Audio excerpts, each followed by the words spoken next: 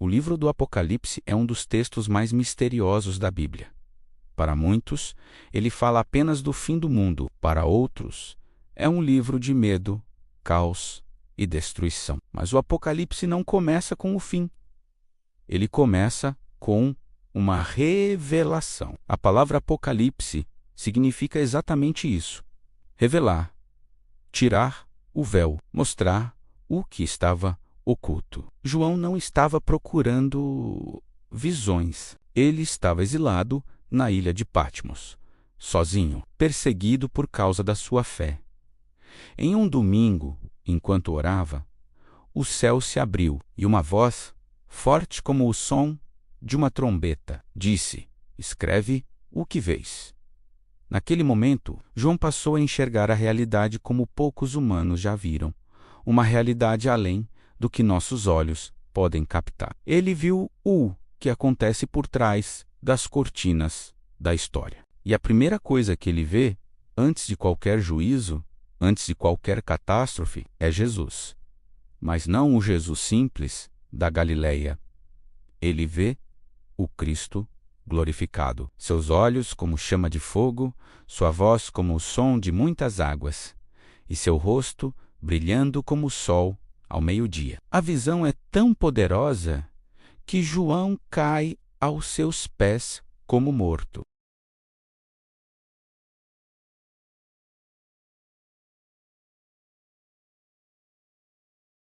Logo em seguida, João vê 7 igrejas que representam a igreja em todos os tempos. E ele percebe algo essencial. Antes de julgar o mundo, Deus olha para o coração humano, para a sua própria casa. Ele vê igrejas fiéis, igrejas perseguidas, igrejas que se tornaram mornas e igrejas que eram ricas e poderosas, mas espiritualmente vazias. O Apocalipse não fala apenas de um futuro distante. Ele confronta o nosso presente. O fim não começa no mundo lá fora, começa dentro de nós. Então, a visão de João se expande. Ele é levado ao céu. E no centro de tudo, ele vê um trono.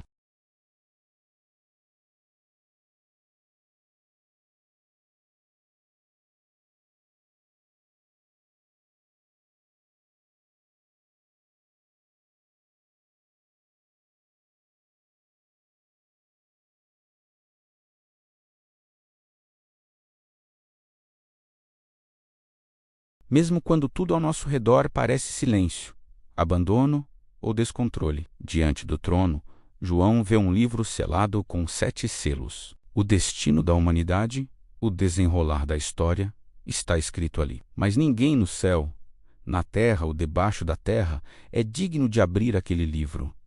E João chora, ele chora muito, porque o plano de redenção parece ter parado, até que uma voz anuncia: não chore. Eis que o leão da tribo de Judá, a raiz de Davi, venceu para abrir o livro. João, esperando ver um leão poderoso, se vira e vê algo chocante. Um cordeiro que parecia ter sido morto, mas que estava de pé, vivo. O poder que governa o universo não é a força bruta do leão, mas o amor sacrificial do cordeiro. É o sacrifício que destrava a história e nos dá esperança. Quando o cordeiro começa a abrir os selos, surgem os famosos 4 cavaleiros: guerra, fome, morte, peste. Muitas pessoas pensam que eles são apenas eventos do fim dos tempos. Mas o Apocalipse mostra que esses cavaleiros percorrem a história humana desde o início. A maldade, o sofrimento e a morte não são novidade.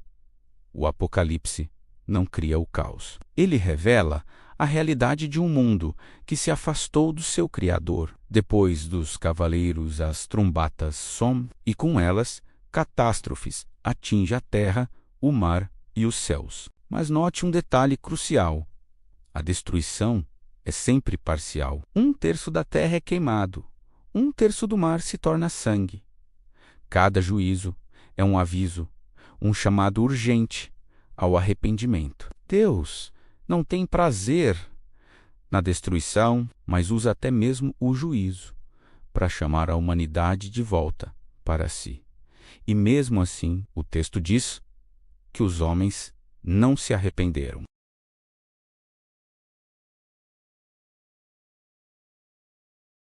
Uma mulher que representa o povo de Deus dá à luz um filho, e um grande dragão vermelho, que é Satanás, tenta devorar a criança. Essa é a luta cósmica entre o bem e o mal, uma guerra que já acontece e que explica muita da oposição que o bem enfrenta no mundo. O mal resiste, ele luta, mas o plano de Deus não pode ser frustrado. O dragão falha.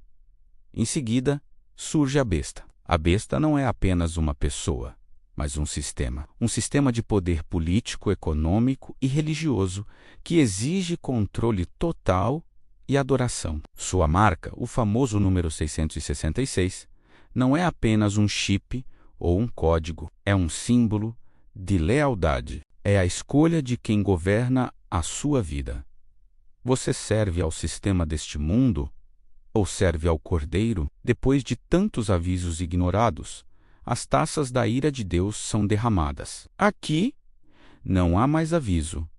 A consequência, a destruição, é total. O mundo que escolheu a rebelião agora colhe aquilo que plantou. Não é Deus sendo arbitrariamente cruel. É a justiça finalmente sendo executada. Nesse contexto, a grande Babilônia cai. Babilônia não é uma cidade literal, mas um símbolo de todo o sistema mundial construído sobre o orgulho, a ganância e a injustiça. E quando esse sistema desmorona, o mundo chora. Mas eles não choram pela injustiça que Babilônia causou. Eles choram pela perda do seu luxo, do seu conforto e do seu poder. Por fim, chegamos ao grande juízo final. Livros são abertos.